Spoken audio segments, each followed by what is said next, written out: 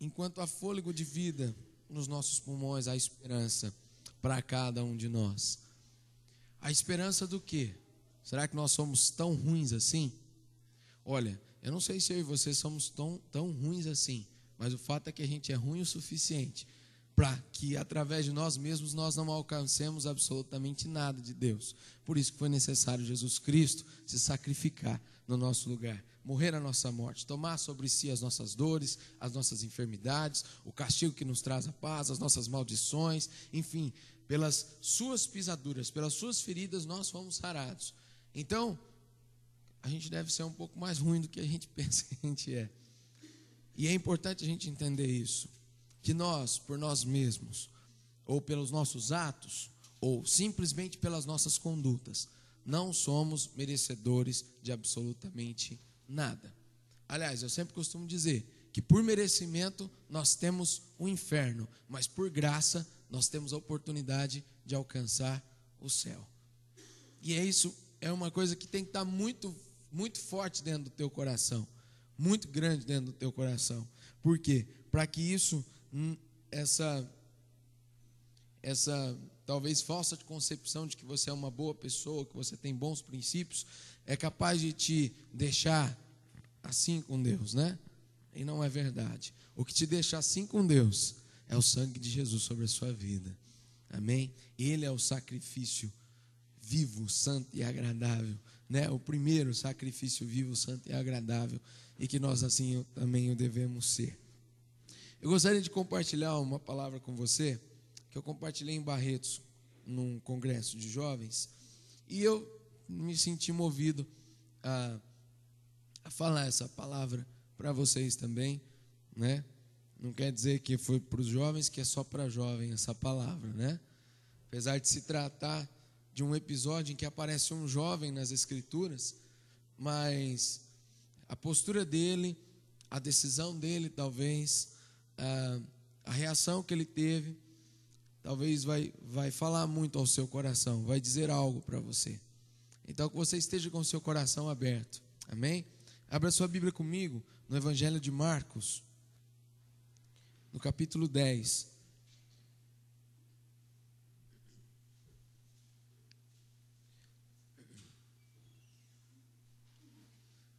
No capítulo 10, começando no versículo 17.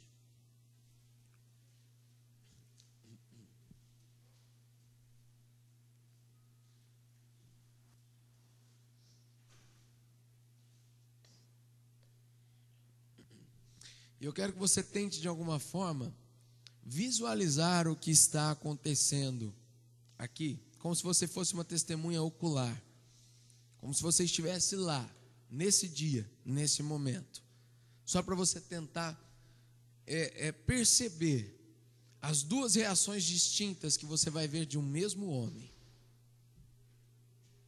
Vamos lá, Marcos 10, começando no 17. E pondo-se Jesus a caminho, correu um homem ao seu encontro, e ajoelhando-se, perguntou-lhe: Bom mestre, que farei para herdar a vida eterna? Respondeu-lhe Jesus: Por que me chamas bom? Ninguém é bom, senão um, que é Deus. Sabes os mandamentos: não matarás, não adulterarás, não furtarás, não dirás falso testemunho, não defraudarás ninguém, honra teu pai e tua mãe. Então ele respondeu: Mestre, tudo isso tenho observado desde a minha juventude.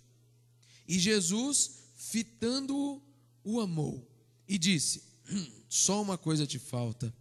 Vai, vende tudo o que tens, dá aos pobres e terás um tesouro no céu. Então vem e segue-me. Ele, porém, contrariado com esta palavra, retirou-se triste, porque era dono de muitas propriedades. Se você pegar o comecinho da história, no versículo 17, você vai ver uma reação de um homem. Se você pegar o versículo 22, que é o finalzinho dessa mesma história, você vai ver outra reação. Eu vou ler os dois versículos novamente, o 17 e o 22, preste atenção. E pondo-se Jesus a caminho, correu um homem ao seu encontro, e ajoelhando-se, perguntou-lhe: bom mestre, o que farei para herdar a vida eterna? No 22, ele, porém, contrariado com esta palavra, tirou-se triste, porque era dono de muitas propriedades.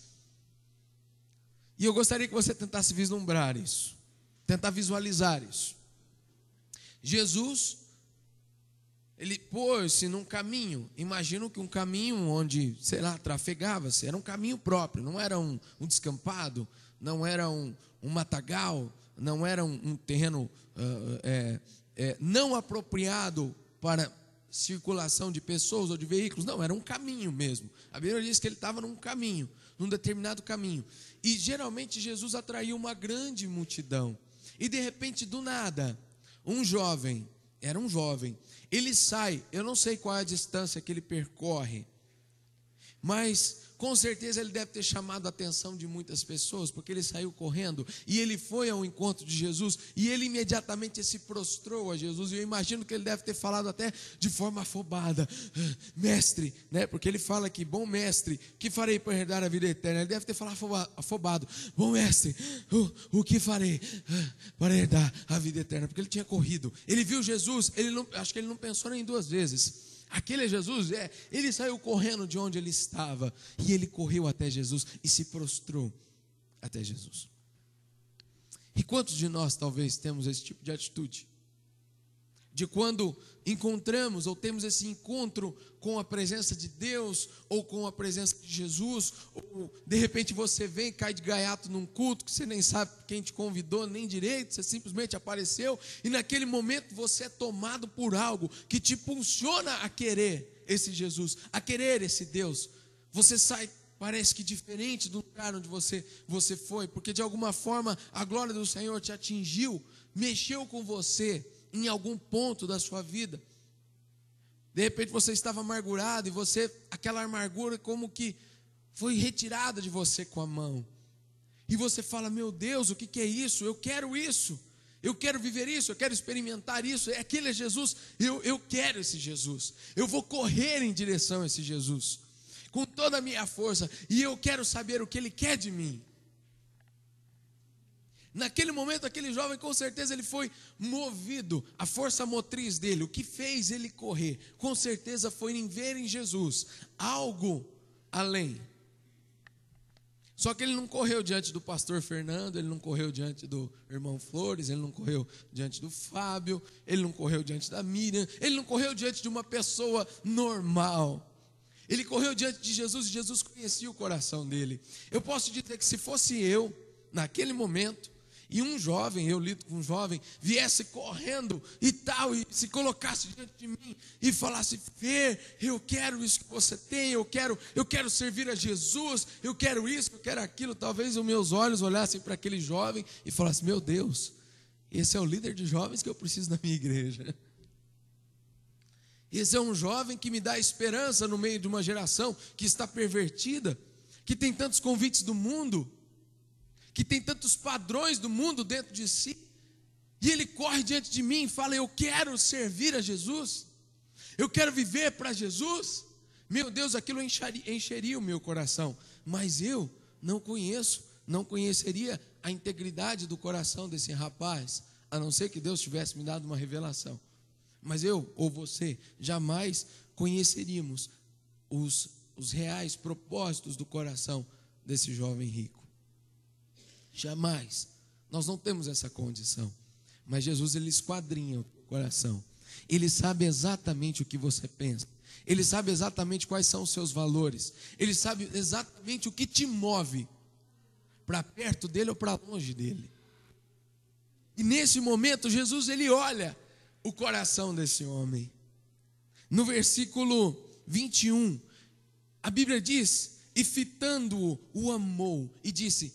É interessante isso, é porque a gente não está lá, a gente não sabe, mas eu não sei quanto tempo Jesus ficou olhando para aquele jovem, mas eu não imagino sinceramente que foi um instante. Eu imagino que Jesus olhou nos olhos daquele rapaz e o constrangeu com o seu amor de uma forma muito poderosa, muito tremenda, muito profunda, e Jesus o amou. Jesus se sentiu atraído por a vida daquele rapaz. Jesus o amou e com certeza naquele momento, e aquele jovem percebeu que Jesus estava sentindo isso dele.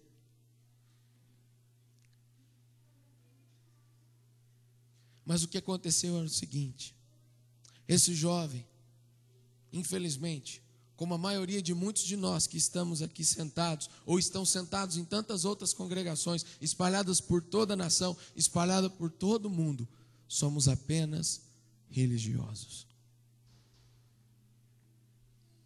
Toda essa encenação, tudo isso que esse jovem fez, por mais que talvez a sua intenção fosse boa, não passou de religiosidade. Porque, meu querido, o símbolo do Evangelho ainda é uma cruz. O símbolo do Evangelho ainda é um preço a ser pago, de renúncia, de autonegação.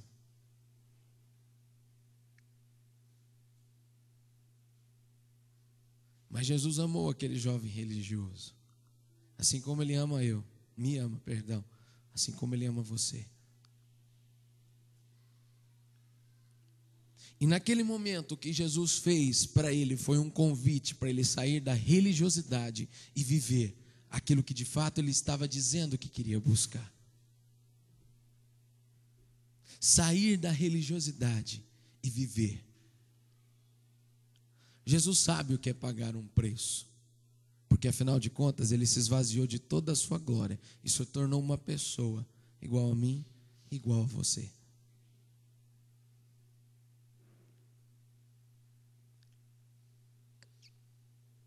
Quando chegou o momento de fato viver o que o Evangelho pede, negue-se a si mesmo para me seguir. Você tem certeza que eu sou o primeiro lugar no seu coração? Você tem certeza que isso tudo que você demonstrou, saindo correndo de onde você estava e diante de todas essas testemunhas, dizer para mim que você quer herdar a vida eterna, será que isso é real? É como se Jesus estivesse confrontando ele dessa forma. Eu e você elogiaríamos a atitude desse rapaz. Jesus conhecia o coração dele e falou: você quer me seguir mesmo? Então você sabe isso que é primeiro lugar na sua vida? Você sabe, você está vendo essa situação que você dá o maior valor, é um valor tão grande que você dá nessa situação que eu fico em segundo plano. Você tem coragem de colocar isso por perda para me ganhar, assim como Paulo declarou?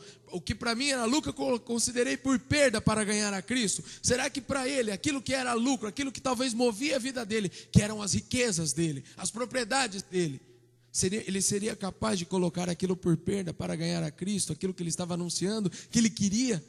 Aquele jovem que saiu correndo, eu acho que aquela multidão ficou, quem viu aquela situação, ficou esperando como num pênalti, para vibrar, né? Você está numa situação lá, quem torce para algum time sabe, quando o jogo está truncado, de repente acontece um pênalti, e a chance do seu time ser vencedor. Eu imagino que as pessoas ficaram esperando a decisão daquele rapaz, o pronunciamento daquele rapaz como um pênalti para poder comemorar. Mas aquele pênalti ele não fez, o goleiro defendeu, ele chutou para fora. E aquilo que de repente era para ser vibração, se torna uma decepção. Aquele jovem que saiu correndo para Jesus, se prostrando diante de Jesus e querendo alcançar aquilo que Jesus tinha para a vida dele, abaixou a cabeça, virou e saiu contrariado. Eu quero te dizer uma coisa, meu querido. Eu e você, muitas vezes seremos impulsionados por coisas que talvez estejam dentro de nós mesmos, ou até pelo Espírito Santo, a buscarmos com intensidade, talvez, a ponto desse jovem sair correndo, as coisas de Deus. Mas saiba de uma coisa: não existe evangelho sem cruz, não existe evangelho sem renúncia, não existe evangelho sem ter que se negar a si mesmo. Não existe. Se você ouviu algo, que agora eu estou para Jesus e todos os meus problemas acabaram, e agora é só bênção, é só alegria.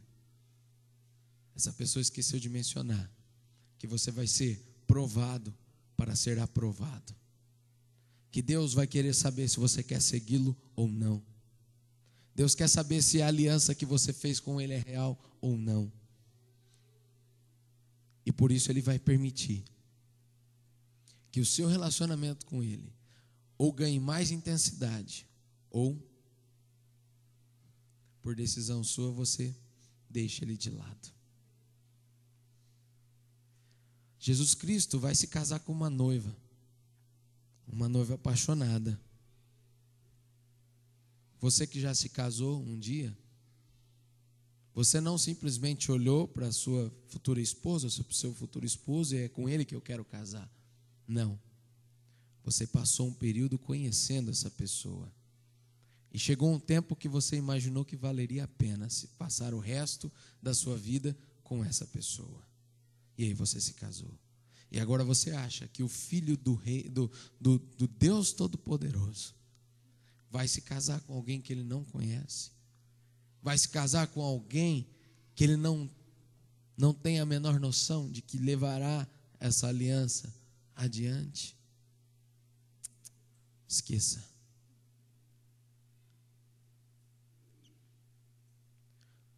A sua fé sempre vai ser de alguma forma colocada à prova.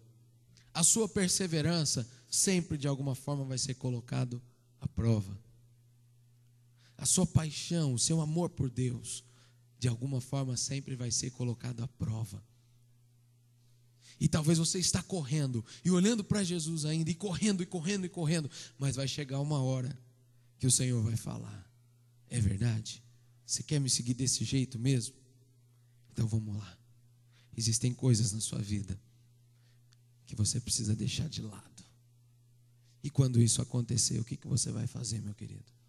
O que eu vou fazer? Será que eu vou me virar para trás com cabeça baixa, como esse jovem rico? Ou eu vou dizer: sim, Senhor, é isso? Então tá. Eu coloco por perda o que para mim era lucro, para ganhar o Senhor na minha vida.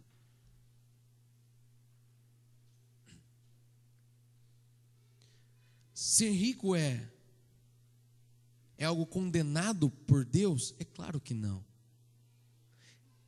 O que Jesus queria dizer para aquele rapaz é o seguinte: você é capaz de renunciar àquilo que você mais ama, aquilo que você mais zela, por amor de mim?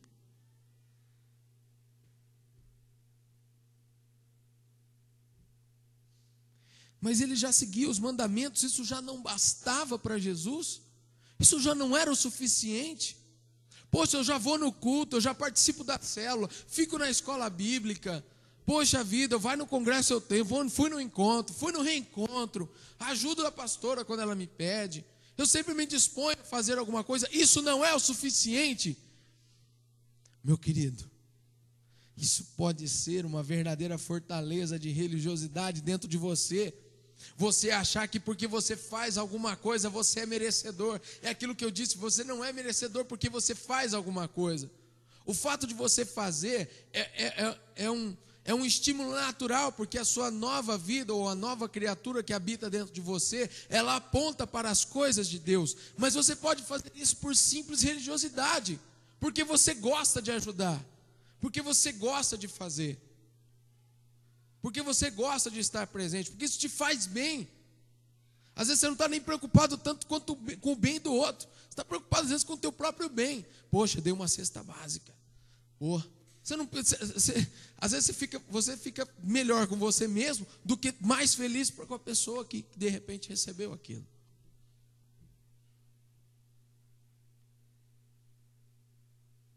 Poxa, eu fiz uma visita no asilo, que bênção. Aí você pensa no que aconteceu com você e não no que aconteceu com os outros.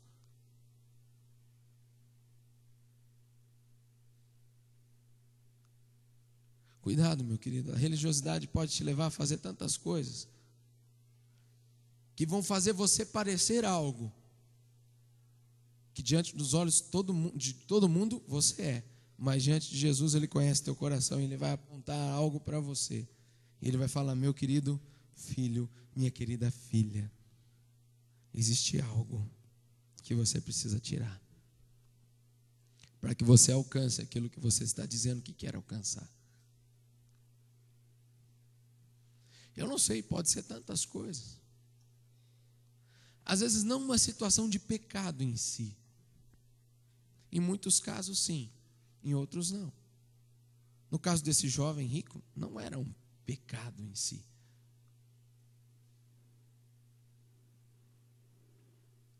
É uma questão de prioridade. Jesus estava trabalhando prioridade com esse rapaz. O que é prioridade na sua vida? Realmente é essa vida eterna que você quer? Ou são as suas riquezas? Porque eram muitas. O que é prioridade para você?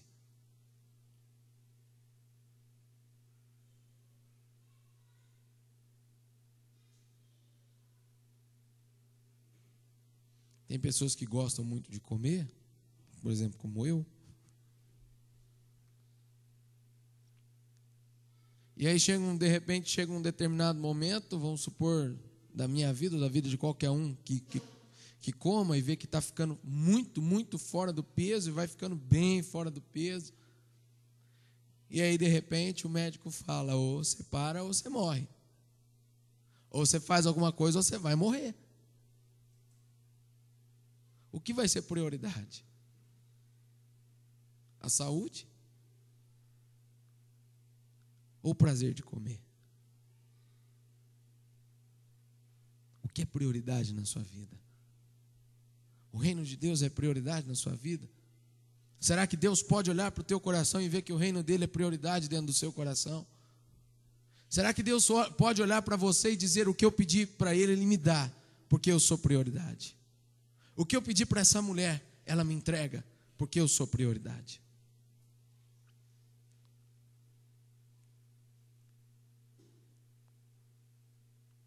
O que é prioridade?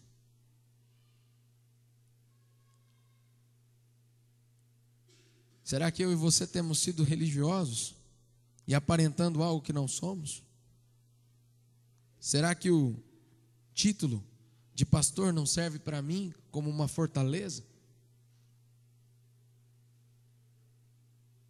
Uma fortaleza religiosa?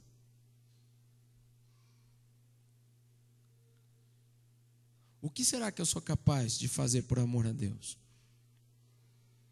O que você é capaz de fazer por amor a Deus? O que eu sou capaz de renunciar por amor a Deus? O que você é capaz de renunciar por amor a Deus? O que eu ou você podemos nos submeter por amor a Deus? Qual o nível de obediência que temos diante de Deus?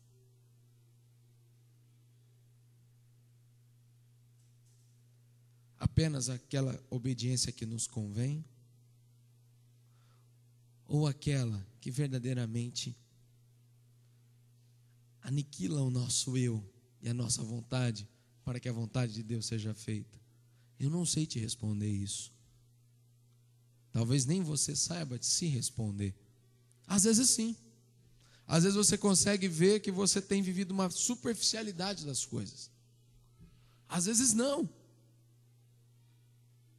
Mas quando eu vou saber se eu estou sendo superficial ou não? Quando a palavra de Deus confrontar você e te conduzir para uma direção, você estiver indo por outra, e você conseguir ir para a direção que Deus está te apontando.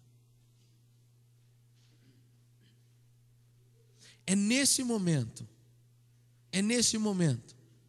que você vive a palavra e deixa de simplesmente ser religioso, quando te custa alguma coisa. Uma vez eu estava dando para um grupo o pré-batismo, e era um grupo que estava apaixonado por Jesus. Assim, você olhava,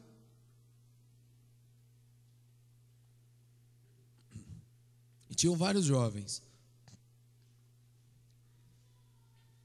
E aí eu comecei a falar de algumas coisas, de confronto, que eles passariam. E aí,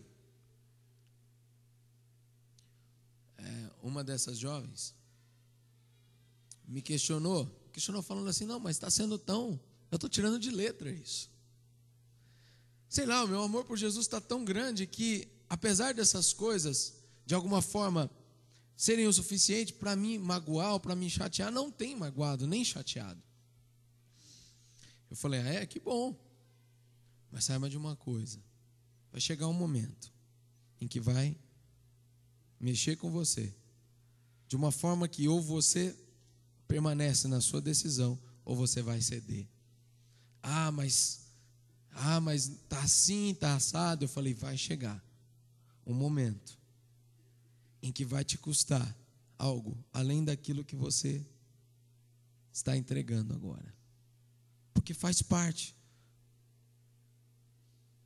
E depois que você superar uma determinada cruz, determinado preço na sua vida, lá na frente vai aparecer outro. E essa é a vida do cristão: negar-se a si mesmo, tomar a sua cruz e seguir a Jesus todos os dias.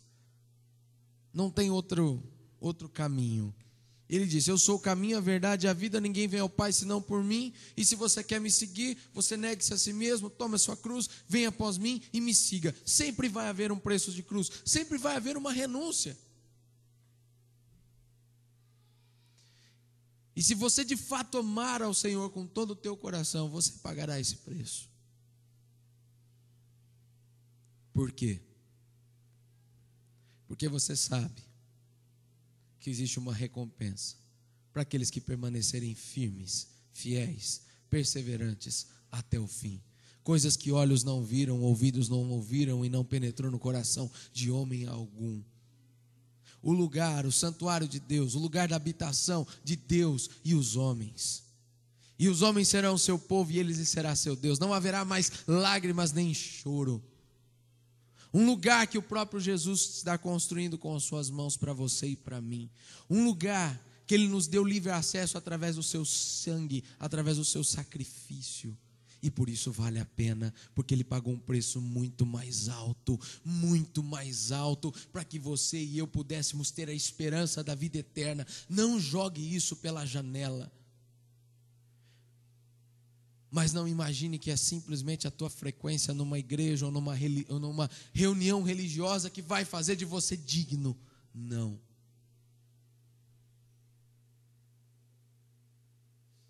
Não vai.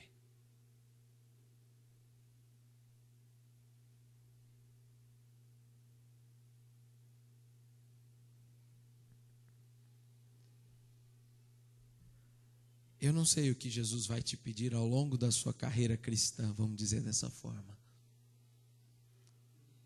Mas se você quer um conselho, tudo aquilo que Ele te pedir, entrega.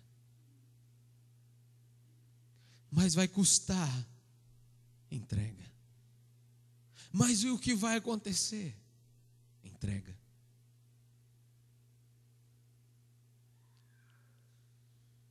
Deus há algum tempo tem falado para mim que Ele me quer em tempo integral, servindo Ele. Isso me estremece, porque agora me custa. Deus ainda não falou, é agora. Mas só de eu pensar, me estremece. É claro que me estremece. Quando eu me converti, me tornei um jovem ativo e referencial dentro da minha igreja, e vivendo apaixonadamente pelo Senhor, ainda era solteiro. Naquele momento eu queria viver intensamente para o Senhor 24 horas do meu tempo. E por que Deus não fez isso ali, naquele momento? Porque não me custava. Eu ia entregar um sacrifício que não ia me custar nada. Nada, absolutamente nada. Mas e agora? E agora eu tenho minha esposa, eu tenho a minha filha, eu tenho compromissos financeiros. E se Deus falar, você vai viver agora da minha dependência, custa ou não custa? É claro que custa. Vai mexer ou não comigo? É claro que vai. Eu sou bancário, eu trabalho num banco, todo dia 27 eu recebo. Se o dia 27 cair no final de semana, eu recebo no dia útil anterior. Os meus tickets caem, meus benefícios caem, faça chuva, faça sol, está lá, eu sei. Se eu faço 1 minuto de hora extra, eu sou recompensado por isso financeiramente. Se eu vendo algum produto, eu sou compensado financeiramente por isso. É uma conta matemática, eu sei o que eu ganho. E vivo dentro do padrão do que eu ganho, não vivo nem a mais nem a menos. Mas e aí? De um dia para a noite Deus fala, me dá. O que eu vou fazer? Eu vou falar para Deus, Deus, mas já não está o suficiente? Eu já não faço tantas coisas, eu estou de manhã na igreja, eu trabalho com os jovens, poxa, eu prego na igreja, eu procuro ajudar as pessoas, faço discipulado, faço célula, faço isso, faço aquilo outro, não está bom, Deus? Não está bom para o Senhor? A questão não é se está bom ou se não está bom. A questão é eu amo o Senhor ou não amo. Ele é prioridade na minha vida ou não é? Eu estou disposto a pagar um preço por amor a Ele ou não estou? Eu quero viver um evangelho real ou só uma fachada religiosa? O que eu quero? O que eu sou? Qual é a minha identidade? De fato eu mereço receber o título de cristão? Ou apenas o título de evangélico? Tem muitas pessoas que gostam de dizer que são evangélicas. Eu tenho temor em dizer que sou cristão, porque um cristão é um representante de Cristo. O evangélico é um frequentador da igreja, um católico é um frequentador de igreja, mas um cristão é um representante de Cristo. O que você é? Um religioso ou um representante de Cristo? Uma boa pergunta, né? Mas eu vou te dizer uma coisa. Os simplesmente evangélicos não vão para o céu. Mas os cristãos verdadeiros vão. Minha igreja é ótima. Ixi, lá não tem imagem, não tem ídolo, a gente não se prostra, a gente não consulta mortos, a gente não faz isso, a gente não faz aquilo, a gente não crê que Deus é a natureza ou que são os animais, a gente crê na palavra, é aquilo que a gente crê, e de repente você faz disso uma fortaleza religiosa na sua vida e não vive o evangelho, porque o símbolo do evangelho é uma cruz e vai continuar sendo, e não adianta você e eu queremos mudar isso. Existem dois caminhos a percorrer, um é largo e muitos vão por ele, e um é estreito e um conduz a uma porta. A porta é um lugar onde passa uma pessoa, e essa porta com certeza é da largura de Jesus, e você precisa se parecer com Jesus para estar na largura dele e passar, senão você não vai passar. Senão você não vai passar. Persevere, meu querido. Persevere.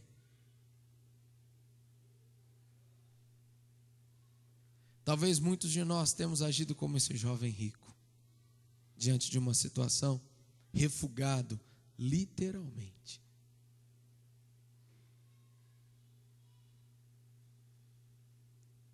Como um cavalo, que pode dar um salto e fazer do seu cavaleiro um vencedor, mas no momento, refuga. E não vai.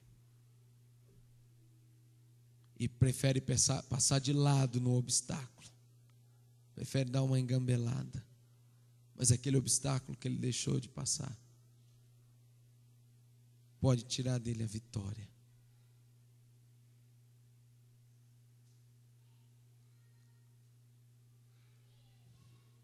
O que Jesus tem te pedido há tempo e você está aí, ó. Vou ou não vou, faço ou não faço? Eu não sei. Porque tem certas coisas na sua vida que parecem um círculo tão vicioso, que quando você vê, você está fazendo as mesmas coisas dos mesmos jeitos. É porque você não entregou. Você não entregou. Você não se abriu para uma transformação através do poder do Espírito Santo de Deus na sua vida. Você não entregou. Entrega. O salmista Davi fala: entrega o teu caminho ao Senhor, confia nele, e o mais ele fará. Se Davi estivesse diante desse rapaz, talvez ele desse um conselho: entrega tuas riquezas ao Senhor, confia nele, e o mais Ele fará. Aceita o convite de Jesus. Faça o que Ele está te pedindo. Ele é o caminho, a verdade e a vida.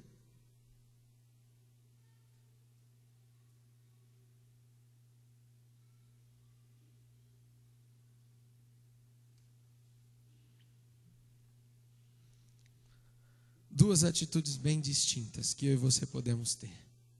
Uma que aparenta um desejo, uma espiritualidade tremenda, mas a outra que reflete a realidade. Deu para perceber, bem claro, a diferença de um simples desejo e a realidade dos fatos. Eu e você podemos transparecer que queremos alguma coisa, mas de fato não.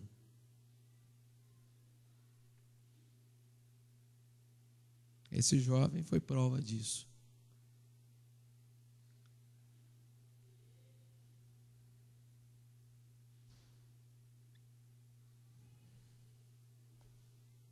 Quem diria que ele tomaria essa atitude? Sinceramente, como eu falei para vocês, se eu estivesse lá, fosse testemunho ocular, seria como um pênalti perdido, que daria o título do campeonato ao meu time.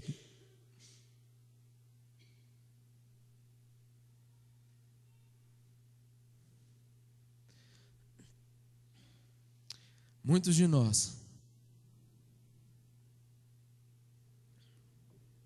que entramos eufóricos por aquela porta, às vezes temos saído cabisbaixo por ela.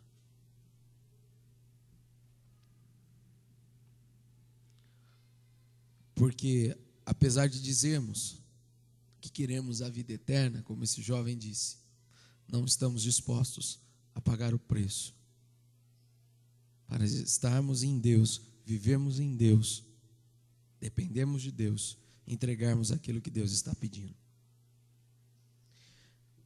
Não é entregar aquilo que Deus não está pedindo, é entregar aquilo que Deus está pedindo. Não é pagar o preço que você quer pagar, mas é pagar o preço que Deus quer que você pague. É diferente. Alguém aqui tem alguma BMW? Nova, zerada, 0 km, tirou semana passada. Alguém aqui tem? Levanta a mão.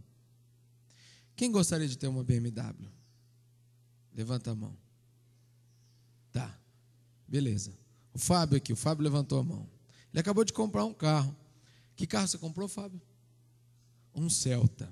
Basiquinho, branquinho, tranquilo. Aí vamos supor que o Fábio pegasse o dinheiro do Celta. Pegasse lá os seus 20 mil, 22 mil, sei lá. E fosse lá na Eurobike. E visse aquela BMW. Eu falei, eu quero essa. Ah tá, essa daí é 220 mil, 10 vezes mais. Não, mas eu só tenho 22 mil. Tá aqui, vamos lá, oferta. Te dou 22 mil, você me dá a BMW. Não adianta ele querer pagar o preço na BMW que ele quer. Ele não vai pagar o preço que ele quer no carro. Ou se ele quer o carro, ele tem que pagar o preço que o carro vale. Não é o preço que ele quer pagar. Não, meu querido, teu dinheiro só dá para comprar um Celtinha mesmo. Não, mas eu quero a BMW. Mas a BMW tem o seu preço. Não é o preço que você quer pagar, é o preço que é necessário pagar.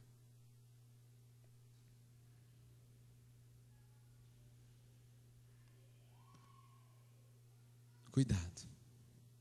Às vezes você está virando o seu corpo, baixando a sua cabeça e saindo da presença de Jesus, como esse jovem fez, diante daquilo que o Espírito te impulsiona.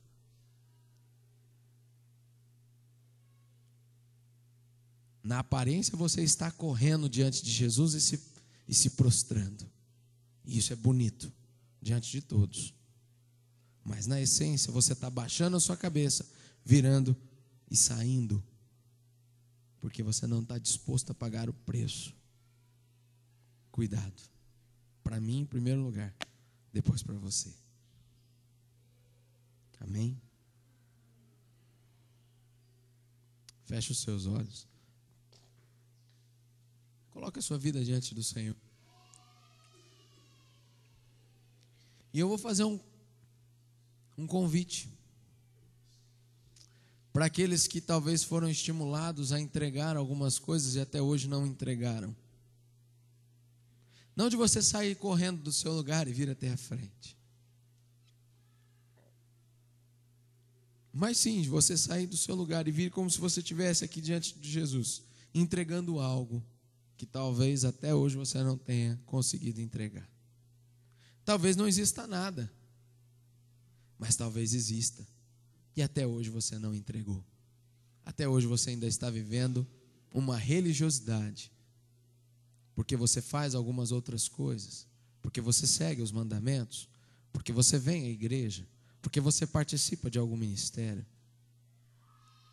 O que é que Jesus já te pediu ou está te pedindo e que você, até esse momento, não entregou por representar um preço alto na sua vida? Se existe algo e de fato você quer entregar diante do Senhor, sair do seu lugar e vir aqui como se estivesse diante do Senhor e falar: Tó, Senhor, eu entrego, eu realmente entrego.